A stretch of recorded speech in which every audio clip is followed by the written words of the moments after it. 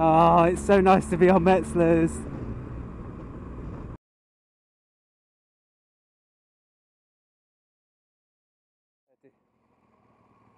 Hello, welcome to another edition of RiderCamTV. And today we have I have just been to Ocean BMW down at Falmouth and seen Andy and the team and James the technician, who has very kindly serviced the bike for me. Obviously I've had to pay because we're not sponsored by BMW or anybody else. And they've also fitted to my bike a lovely set of brand new Torrance Next tyres. Now the Torrance Next tyres, thanks to Pirelli and Metzeler for sending them down to us.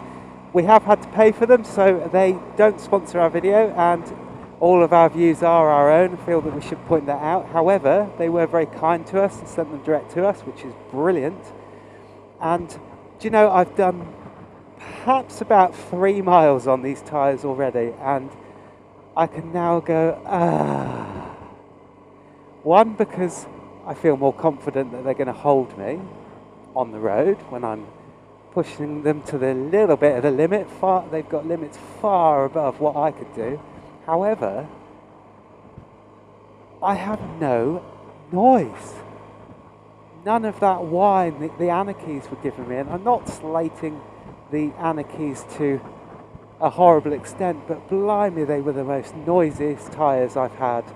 And after doing, you know, a whole day's riding, hearing it constantly whine, it just gets a little bit too much. And you know, the whine that I was having on them, and it's just the road noise, the road noise of those tyres going along the road. I would liken the noise to the noise that you kind of expect, and that is kind of iconic, to the old Land Rover Defenders as they're driving along. That sort of noise. And after a while you kind of blot it out, but to be honest, it's a little bit much to have all the time. And it becomes one of those accepted noises, but after a while it just starts to grate on you. And I'm sure the thousands of other GS and GS Adventure riders will probably hear the same if they use an ear protection that allows them to hear that sort of sound. But first impressions, obviously for the first couple of 100 miles I'm going to have to go easy on the tyres. But they already feel nice. And I don't know whether that's in my head or not. I'm really not sure. But I feel a little bit more confidence inspired by the fact that I've got the old trusty Torrance Next tyres back on the bike, so that's quite nice.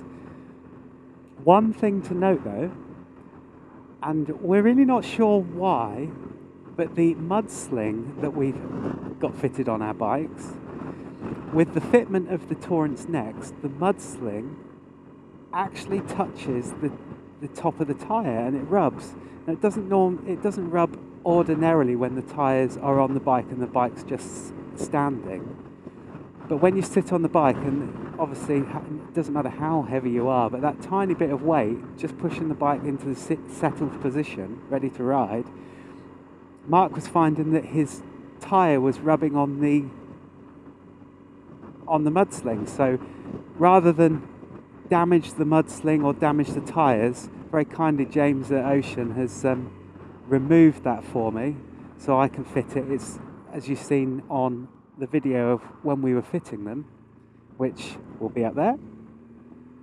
It's really not a huge thing or a difficult thing to fit. So when I get back to mine, I'll show you what I mean, and then we'll have a look and see if there's an adjustment that we can make. Now, one of our long-standing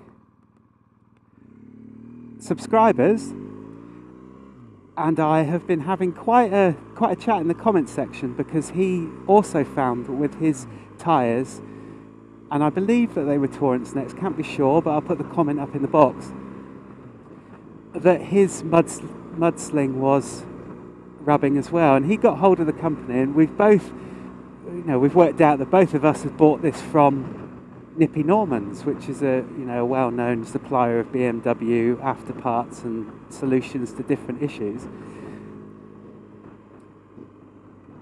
and they had advised him to do a whole string of things, and he's tried things with Dremels and all sorts to alleviate the problem. But when I get back, after talking to the technician at Ocean, I reckon that if I was to cut off a couple of inches at the bottom of the Mudsling, that actually that might solve the issue. So when we get back to mine, we'll have a quick look and see how we get on. Hopefully you'll be able to see in there. Now they rub slightly down at the bottom where you can see the light. You've got the Mudsling just here, and obviously the tyre, and down in between it's just rubbing ever so slightly, or there's a tiny bit of tolerance. So when actually the tyre is on the floor, because it's on its centre stand at the moment, when it's on the floor and you're sat on the bike, rubbing ever so slightly. So I think what I'm going to have to do is take a couple of inches off the bottom of the Mudsling, because where the Mudsling sits, it goes back down and goes round to the left, just before this little guard on that's covering the spring. So rather than it going down and underneath there, I'm thinking that I'll probably end up having to cut it off sort of about here. Now unfortunately, where the Mudsling is, and this is looking from underneath the centre stand, this Mudsling, it kind of comes down and then out, and it goes in against the tyre about 2 inches. So I reckon about 2 inches taking off that will get rid of that problem. So if you can see through in here,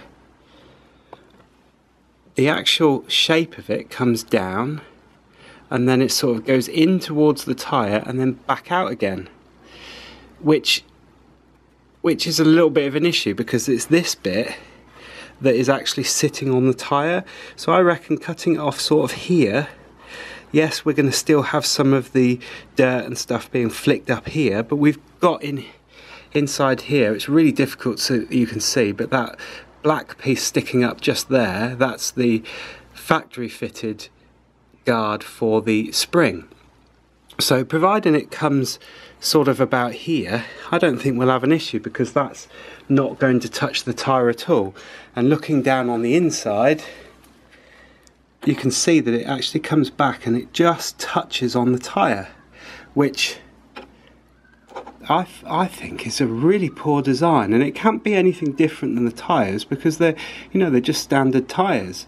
The Mudsling hasn't moved, so I'm going to cut it off and then we're going to try and see what it looks like.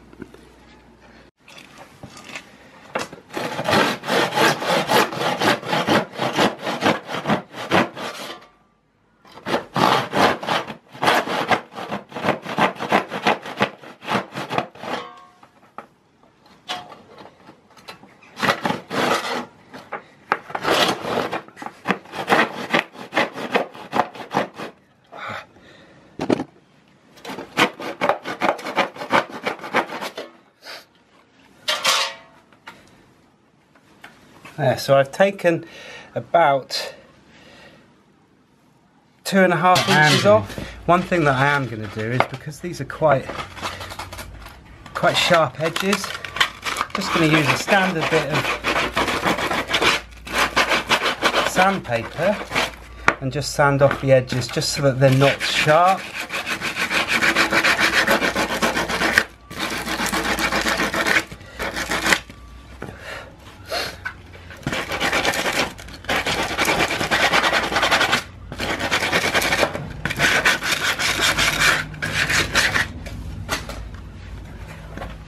So now, even though it's filthy, we've got some nice, hopefully that will focus, got some nice edges now that are really smooth. So let's see how we get on with fitting it on the bike. I'm going to give it a bit of a clean up first, because you can see it's filthy.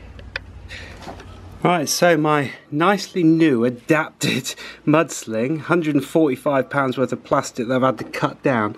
I could probably have got away with not cutting it so high up, but as you can see now, hopefully, if I can get the camera in the right angle, there is quite a lot now of space in between. And yes, I know that some people are going to say, well, this bit that's exposed down here, this is going to give a lot of problems with lots of mud coming up. But to be fair, most of the mud for me was coming up the side where this side skirt has been unaffected.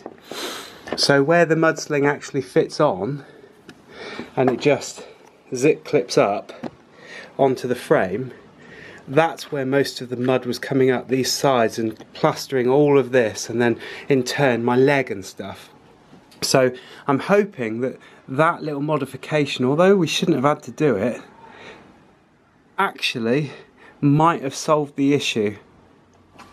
So I've managed to, obviously as you've seen, cut off the 2.5 inches at the bottom, because it actually came down like that and then went right against the tyre and then popped out underneath this bit of the frame.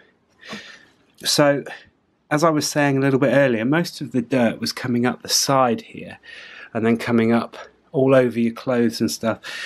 And that's kind of not going to stop everything, but it's going to stop the bulk of stuff up here. It's not an ideal solution.